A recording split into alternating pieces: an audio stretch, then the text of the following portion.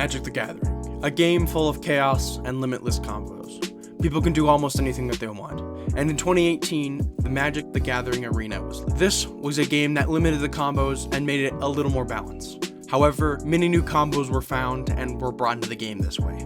In response, the people at Magic started to ban specific cards for Arena to make it a little more balanced. This created a meta and made it very competitive to see which deck rises to the top and stays at the top. Many decks cycled through very quickly, and not many decks from the original period still exist. This series is to find out what types of decks it might become the best of the decks, and to test these decks and how capable they actually are. It's also to test what the community says on how the deck actually performed. For example, if a deck is taken to many tournaments online and won quite a bit, and the community reflects positively on the deck, it's believable. However, if there is a deck that has really never went to any tournaments and really has never performed well, and the community reflects the same way positively on the deck, it becomes less believable. So that's what we're here for, to figure out what are the best decks for multiple formats. Welcome to Climbing the Ranks. Also, according to YouTube, only 5.9% of you are subscribed, so please consider subscribing. You don't have to, but it would really help me to reach my goal by 1,000 subscribers by the end of this year. Welcome back to yet another episode of Climbing the Ranks, where today we're bringing you yet another historic Brawl deck. Our commander is Hofri Ghostforge. This is a spirit aggro kind of deck, and let's just get right into it. It's a 5-drop commander. Spirits you control get +1/+1 and have trample and haste. Whenever another non-token creature you control dies, exile it. If you do, create a token that's a copy of that creature, except it's a spirit in addition to its other types, and it has, when this creature leaves the battlefield, return the exiled card to its owner's graveyard. So we're allowed to basically have a Luminous Broodmoth effect, and giving them like +1/+1 and trample and haste when we bring him back is really cool, and that's what we're focusing our entire deck around. So let's just get right into it. Onto our 1-drops. Esper Sentinel gets draw, South the Savior for protection, claim the Firstborn.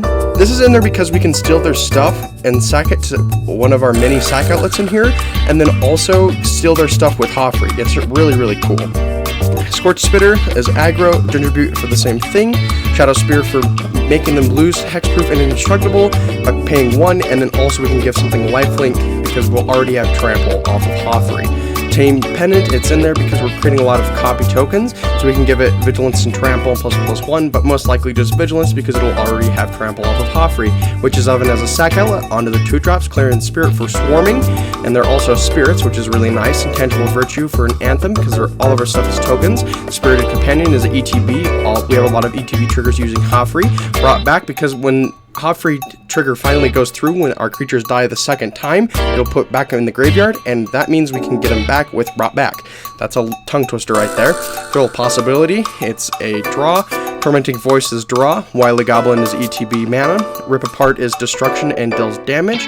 Sky Knight Vanguard is swarm. Throne Discovery is gaining life and draw. And then the trio of awesomeness, Inspiring Overseer is draw and gaining life. Minister of Obligation is a lot of afterlife and ETB trigger effects, so we'll get a lot of value off that card. Adeline Resplendent Cathar allows us to swarm quite a bit. Catilda Dawn Knight Mentor, or Dawn Heart Mentor, not Dawn Knight. This is one of the best spirits. This is one of the better spirits. It's really good. It's exiling. Active Treason for stealing. Legion War Boss for swarm. Pax Betrayal for stealing. Price of Loyalty for stealing. Stonebound Mentor, we get a lot of triggers because a lot of our stuff is exiling and bringing them back to the graveyard, so we get a lot of scry off of this. Circuit Mender because it's ETB and death triggers. Hazard's Monument for making red creatures cost less, and it's a cycle draw. Oketra's Monument is making white creatures cost less, and it swarms with tokens. Relic Vial is our sack outlet, and Sky Scanner is an ETB draw. 4-drops, we have double tokens. Late to Dinner brings the stuff back. Smothering Tide, it's Smothering Tide, they don't really need to explain that one. Leonin War Leader is you basically create 2/1/1s, it's just swarm, and you give them lifelink. Luminous Broodmoth is Hofri, but without the bringing them back and giving them a Spirit Tribal if we don't have Hofri out there already. Auriga Elementalist, this is a return from instant and sorcery from a graveyard when it enters the battlefield. Big Scores for draw and treasure making. Delina is swarm and attack. Jaxus is copying more. Traitorous Greed is stealing. Atsushi is one of the best dragons. It can create free treasure tokens or exile the top 2 cards of your library until the end of turn. Until the end of your next turn, you may play those cards. So it's a It's a nice card, and it happens when it dies, and it's also a spirit, so we get to have it have haste, and it also has flying and trample, and +1/+1, so it's going to be a 5/5/4 drop with a lot of those things. Blade of Storing because it's Boros colors, and Cosmos Elixir for draw, getting life, and scrying. Night of Sorrows is just in there because it's Night of Sorrows, and it only allows us to get the Afterlife trigger. I don't really like the first effect, and it's kind of big, but I have to include it in there because it's really cool. Rabble Rousing as a win con by invitation only is a board wipe. Same for Doomscar. Sogmad Treachery is stealing. Terror of the Peaks is a lot of ETB triggers and dealing damage. Lorehold Command does a bunch of stuff. Quintorius, it is a spirit tribal, and then also whenever more cards leave your graveyard, you create a 3/2 red and white spirit token, and it also gives it +1/+1 and 0, so it's perfect for this deck. Fire Emancipation as a win con, return past color, basically returning any permanent card from our graveyard. And Meteor Golem, because it's Meteor Golem, it's one of the best ETBs. Onto our lands, we have 17 plains, 18 mountains, Evolving Wild, Fabled Passage, Terramorphic Expanse, the usual. This deck is just to basically attack them with everything, and then they wish that they killed it twice. Let's get right onto the games. Game 1, our hand is looking really good. We have a Spirited Companion, and we also have a Brought Back. We need to use it, and card draw off Tormenting Voice. Hopefully we can get another land off of Spirited Companion, which we don't, so hopefully we can get one either next draw or off of Tormenting Voice, or Cold Steel Heart works as well. We'll grab that. We're going to choose white. I could have chose red, but I mean, I like the Brought Back ability, and us having another white land out there would be really nice as well. He's going to target human, so he's playing human tribal, which makes sense because it's Sigarda, Champion of Light. I am going to cast Hofri here. I'm not going to attack. I mean, I could have, but I'd like a blocker against the whatever 3/3 he has out there. That's kind of scary. He's going to get Giant Killer to his hand. That's cool, I guess, whatever. Tormenting Voice, I'm going to discard the mountain because I have a bunch of mana already, and we draw one anyways. Luminous Broodmouth is going to come out there, so in case he just kills one of our cards, he will have another one out there. He's going to block with the 3/3, which makes sense. We're going to bring it back. We're going to be able to draw a card, and we draw a Terror of the Peaks, which is really, really good for some future gameplay. He's going to attack with a 5/5. I'm not going to block with anything. I don't mind taking 5 damage. It's pretty good for right now. Clarion Spirit's definitely going to come out here. We're going to play a land, and then we're also going to do Price of Loyalty, allowing us to create a 2/2 flyer with Trample and Haste, and we're going to steal the Sigarda, because Sigarda is scary. We don't have any permanent cards that left the, like, graveyard or battlefield or anything that just enter the graveyard this turn. We're going to swing in with everything, so Brought Back wouldn't have triggered anyways, and let's see if he's going to take it all, and he does, going down to 7 life, and we don't have another steal spell, but I think we could manage. I mean, he is only attacking us for what? That's 8, 13, around 14, 13 damage, which is cool, I guess. And unless he has another Anthem, we're pretty fine. Or Board Wipe. Board Wipe would not be good. Luminarch Aspirant, okay, that's cool. He's going to be attacking us for 14 now because Luminarch Aspirant does not have haste, and thank goodness for that. Icon of Ancestry is going to get him a something squad. I did not see the full card there. And let's see. And he just scoops right there. That's fine for with me. Game 2, our hand is looking really good. We have a Terramorphic Expanse. We don't get to play Ginger Brute on turn 1. I mean, we could have, but I didn't really want to because, I mean, I'd rather get a Plains off of this. We also have a Sogmad Treachery if we need a... Oh, we just drew a Plains. Well, that's kind of lucky. I don't know how to explain that. That's what Boros does. You get the card that you really need, and then they just draw it next turn. And then we're going to swing with 1, he's going down to 23. We're going against Tiamat, which is probably either Shrines or Inventoring or something like that into the dungeon, venture into the dungeon. We're going to have to play the Song of My Treachery as a land because we need that extra land just so we can get Hofri out there or Terror of the Peaks out there. Scion of the Shiv, that's cool. Oh, we drew a land, sweet. We're going to play Hofri right now, and Selfless Savior is really nice because it just basically comes back. We can have 2 indestructible things if we need to. And yeah, that's what we're going to do. We're going to bring it back. I could have gave Ginger Butte, like, indestructible, or never mind. I think I might give Ginger Butte indestructible, or I won't, probably. That's probably how I roll. We're going to do Terror of the Peaks here, and we have Clarion Spirit, and we also have Rip Apart to deal with that Dragon Master Outcast. That card is nasty. Clarion Spirit is definitely coming out right now. We're going to deal 2 damage to it because we're saving the Rip Apart for the, well, Dragon Master Outcast. I could have saved it for something else. We're going to deal 1 damage to them because we cast a second spell this turn. He's going down to 12 life. It's not looking too great for him. It's completely different. I thought it was going to be Venturing or Shrines, which it's not. It's completely Dragon Tribal, which is cool, I guess.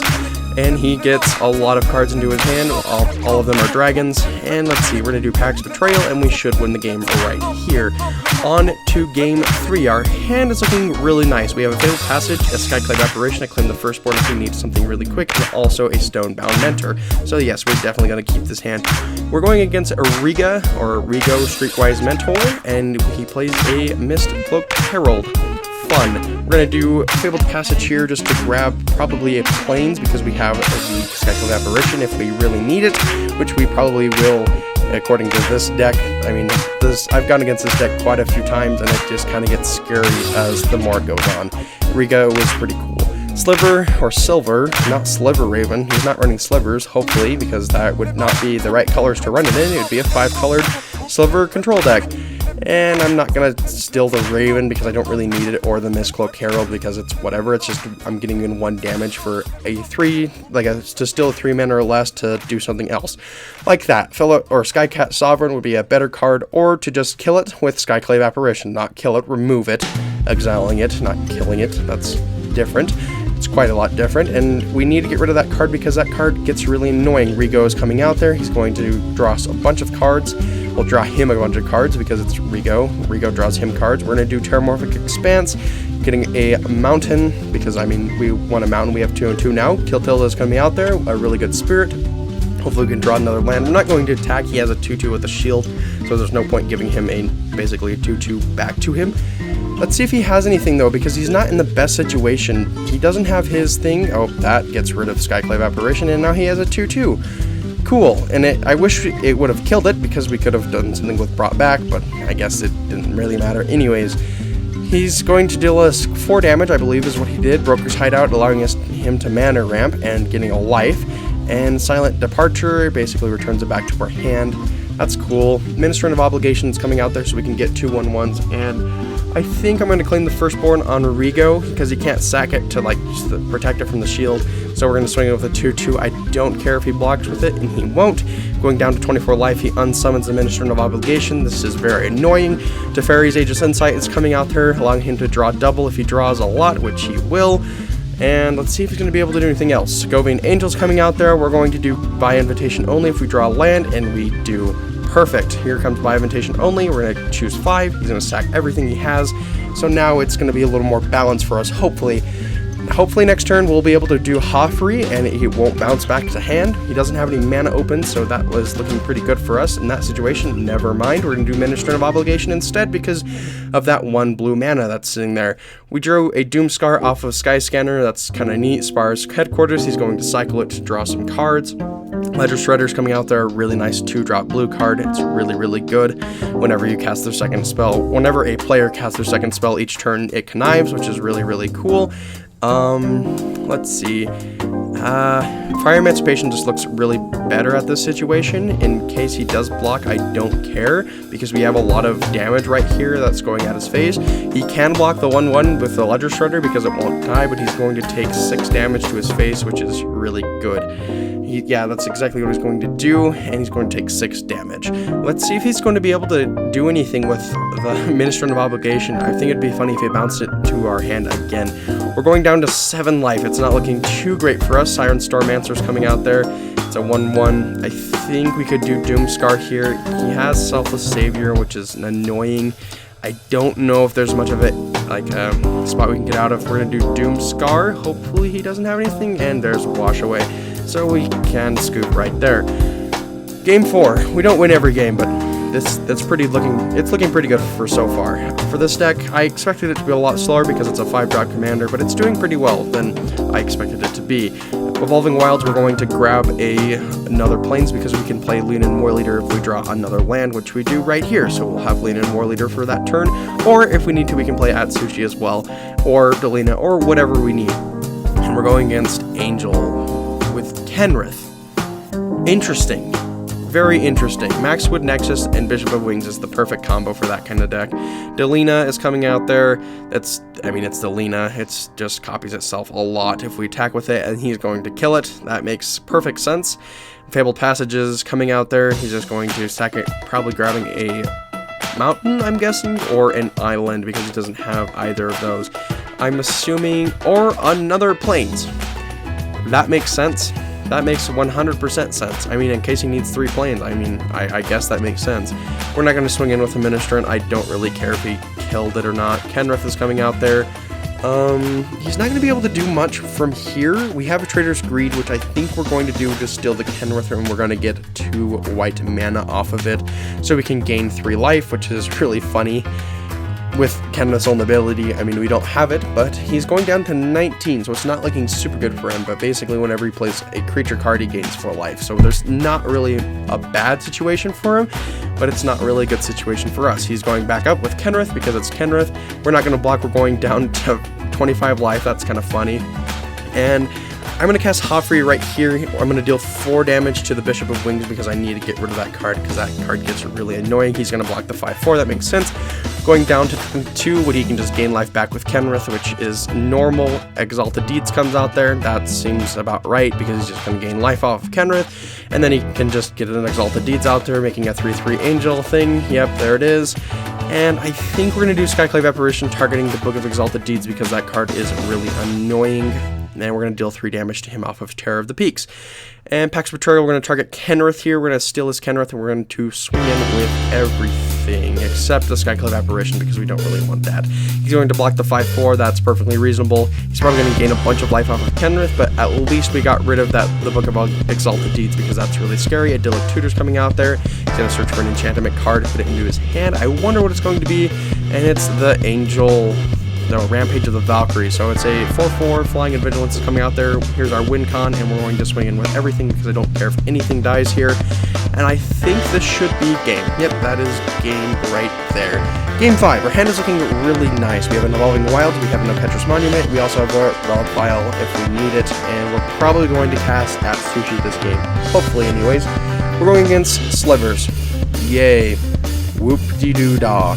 Nobody likes Slivers except the people who are playing it, which I might build a deck soon because Slivers are kind of fun, but they're not fun to go against. We're going to cast Sogman Treachery in the other side because we can't cast it regularly. We're going to ramp a bunch with Inspiring Overseer. Well, not ramp, we're going to get a lot of things out there.